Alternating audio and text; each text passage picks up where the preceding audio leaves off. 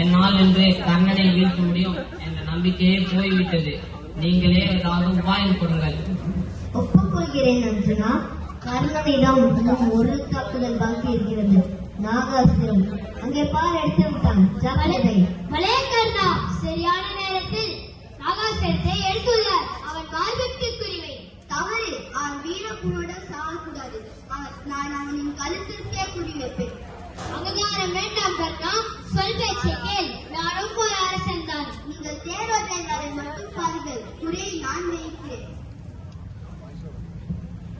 கர்ணன் நாகாஸ்திரத்தை அர்ஜுனனின் மார்புக்கு குறிவைக்காமல் கழுத்துக்கு குறிவைக்கிறான்.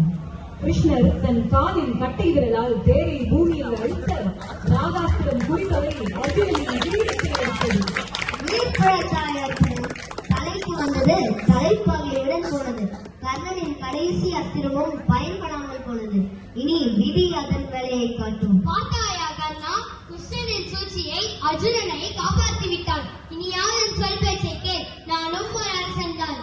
நாகாஸ்திரம் இல்லாமல்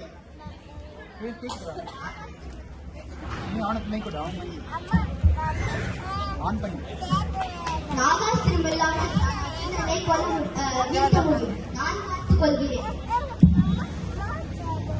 அடுத்து நாம் என்ன செய்ய போகிறோம் பரந்தாமா? ஒவ்வொரு தாக்குதலையும் நம்மை நடுநடுங்க வைக்கிறது. இந்த போர்க்களத்தை விட்டு நாம் இப்பொழுது ஓடி போகிறோம். ஆனால் அது கோழைத்தனம் அல்லவா? இந்த மகாபாரத போர் நமக்கு சாதகமாக முடிய வேண்டும் என்றால் இதை செய்துதான் ஆக வேண்டும். பழியை நான் ஏற்றுக்கொள்கிறேன். அனைத்தும் மறைந்த கிருஷ்ணர் தேரை குருட்சேத்திரத்தை விட்டு வெளியே செலுத்த ஆரம்பித்தார். தேரோட்டுவதில் கிருஷ்ணருக்கு நிகரான சல்லியரும் அவர்களை விடாது துரத்திச் சென்றார். ஒரு பிராமணனின் சாபத்தை நிறைவேற்றுவது போல் கர்ணனின் தேர் சக்கரம் ஒரு குழியில் சிக்கிக் கொண்டது. சலியனே, ஏன் தேர் சரிந்தது? கர்ணா, யாரோ தோண்டிய பள்ளத்தில் நம் தேர் சக்கரம் சிக்கிக் கொண்டது. சரி, எரிஞ்சில் தேரை வெளியேறுங்கள். கர்ணா, தேர் ஓட்டுவது மட்டும்தான் என் வேலை. குழியில் விழுந்த தேரை எடுப்பதன் வேலை இல்லை. வேண்டுமென்றால் நீயே எடுத்துக்கொள். என் சொல் பேச்சை கேட்காதவனுக்கெல்லாம் நான் ஏன் உதவணும்? நான் வருகிறேன். கர்ணன் தனது விஜயதனுசை தேரில் வைத்துவிட்டு பள்ளத்திலிருந்து தேரின் சக்கரத்தை எடுக்க முயற்சி செய்கிறான். பார்த்தா, இதுதான் சரியான நேரம். உனது அஞ்சலிக்கு அஸ்திரத்தை வைத்து கர்ணனை வீழ்த்திவிடு. ஆனால் இது அதர்மம் அல்லவா? அவன் இப்பொழுது நிராயுத பாணியாக நிற்கிறான். அவன் மீது இப்பொழுது கணையை ஏவுவது வீரனுக்கு அழகல்ல. ஒரு நிமிடம் யோசித்துப்பார்.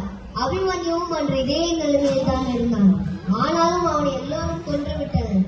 அப்பொழுது அவர்கள் செய்தது தர்மம் என்றால் இப்பொழுது நீ செய்வதும் தர்மமே. கர்ணனுக்கு மோட்சத்தை கொடு. கர்ணா, இதோ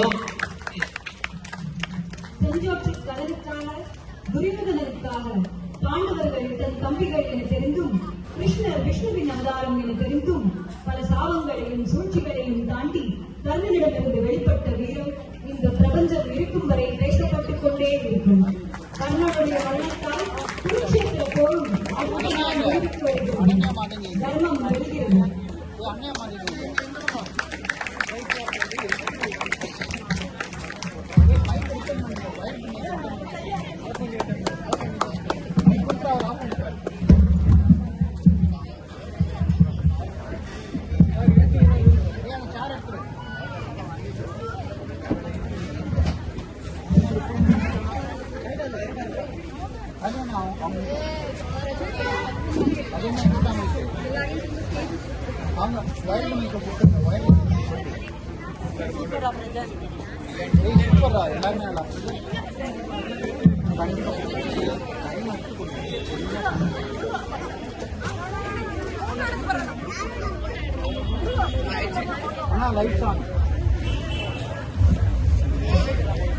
கடவுளே, அடே நம்ம தோண்ட குழியில அந்த மாவீரனான கர்ணனே வந்து மாட்டிக்கிட்டாரு.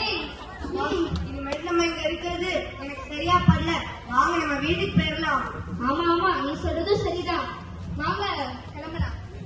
நான் இப்போ டைம் டிராவல் வாட்சையும் சரி செஞ்சுட்டேன். இப்ப எல்லாரும் டைம் டிராவல் பண்ணலாம். 3, 2, 1.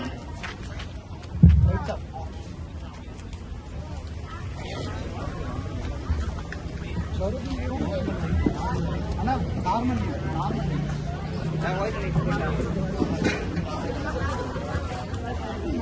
அது எப்படா அதை எடுத்துக்கோ குச்சி மட்டும் எடுத்துக்கோ குச்சி மட்டும் அவளுக்கு மணிப்பொரு ஒரு வாரம்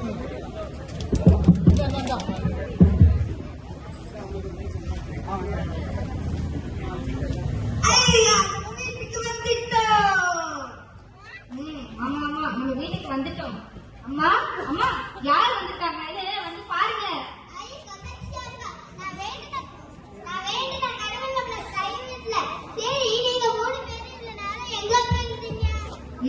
அது ரொம்ப பெரிய கதை. நான் டைம் டிராவல் பண்ணி மாட்டிக்கிட்டேன். எங்க அப்பா மாட்டிக்கிட்ட மாதிரியே. அப்படி மாட்டிக்கும் போது இவரு டைம் டிராவல் பண்ணி நாங்க கண்டுபிடிச்சோம். சரி அதை ரக்குங்க. அது ரொம்ப பெரிய கதை. எனக்கு இப்ப ரொம்ப பசிக்குது. எனக்கு இது முன்னாடி